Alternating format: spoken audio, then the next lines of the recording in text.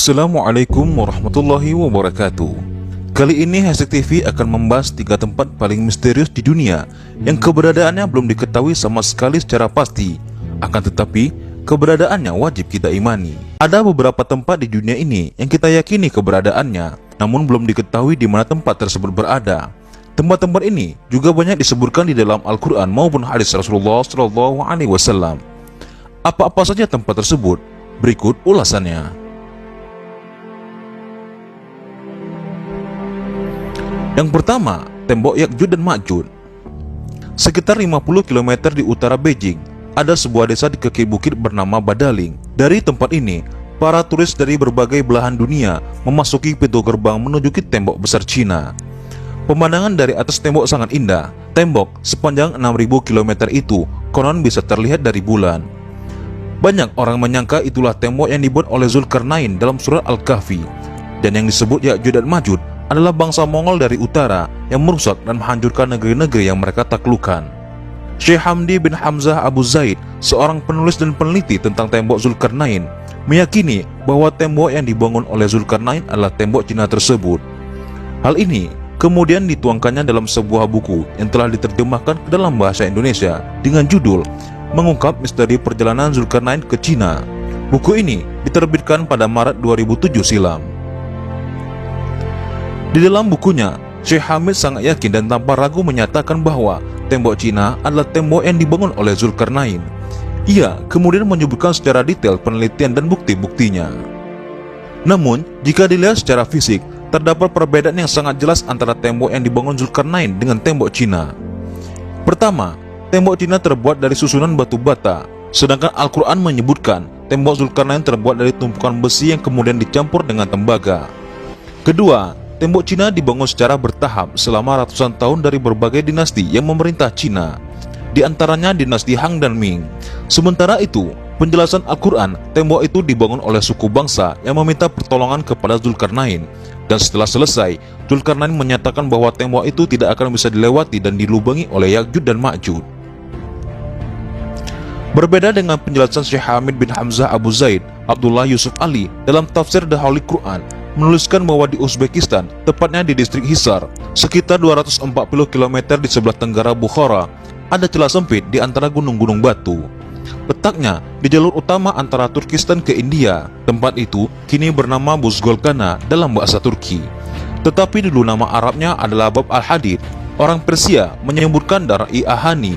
Orang Cina menamakannya Timenkuan. Semua bermakna pintu gerbang besi. Hasil foto satelit pada ordinat itu sudah tidak ditemukan lagi tembok atau pintu besi tersebut. Namun, seorang penggemar Cina yang bernama Huan Xiang pada abad ke-7 pernah melewati pintu berlapis besi saat melakukan perjalanan ke India. Dan tidak jauh dari tempat tersebut terdapat sebuah danau yang dinamakan Iskandar Kul. Pada tahun 842, Khalifah Abbasiyah Al-Wasibilah mengutus sebuah tim ke gerbang tersebut yang dipimpin oleh Salam. Hasilnya, tim ekspedisi ini masih menemukan gerbang di antara gunung-gunung itu selebar 137 meter. Ada pula yang menyebut 150 meter. Dengan kolom besar di kiri dan di kanan, terbuat dari balok-balok besi yang dicor dengan cairan tembaga, tempat bergantung daun pintu raksasa.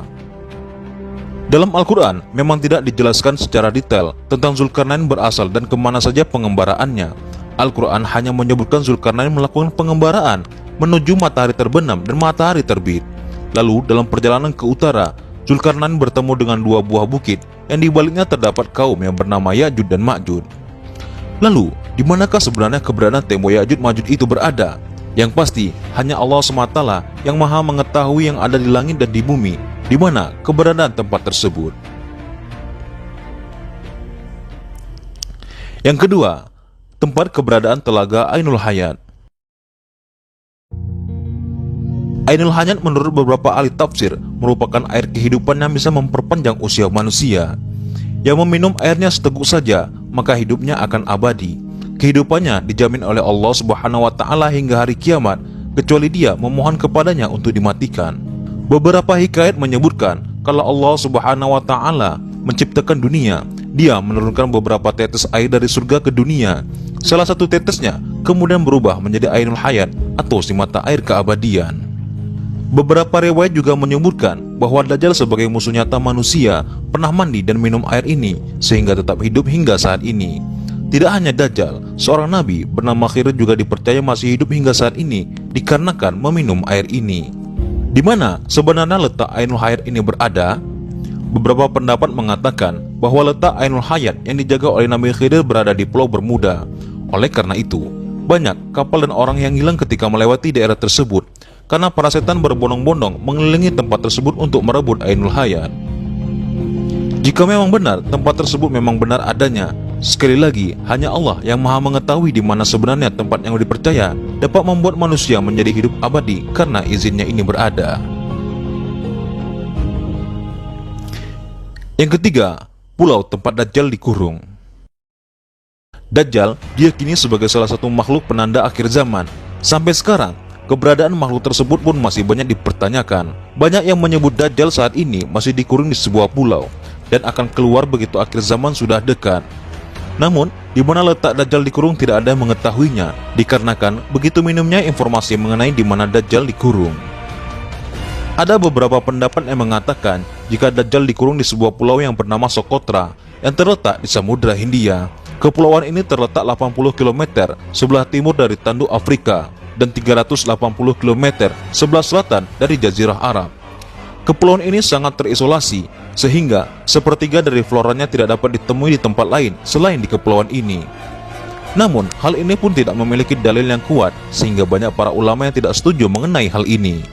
Akan tetapi, sebagai umat Islam, kita wajib mengimani akan keberadaan Dajjal sang pembawa fitnah besar yang akan keluar di akhir zaman. Sebagaimana sabda Rasulullah SAW. Dalam sebuah hadis sahih dari Abu Umamah, Rasulullah SAW bersabda, "Wahai sekalian manusia, sungguh tidak ada fitnah yang lebih besar dari fitnah Dajjal di muka bumi ini semenjak Allah menciptakan anak cucu Adam. Tidak ada satupun nabi yang diutus oleh Allah melainkan ia akan memperingatkan kepada umatnya mengenai fitnah Dajjal. Sedangkan aku adalah nabi yang paling terakhir dan kalian juga umat yang paling terakhir. Maka tidak dipungkiri lagi bahwa Dajjal akan muncul di tengah-tengah kalian." Nah, itulah 3 tempat yang paling misterius yang hingga saat ini belum diketahui pasti keberadaannya. Dan semoga dengan apa yang telah disampaikan dapat menambah wawasan dan informasi kita seputar dunia Islam.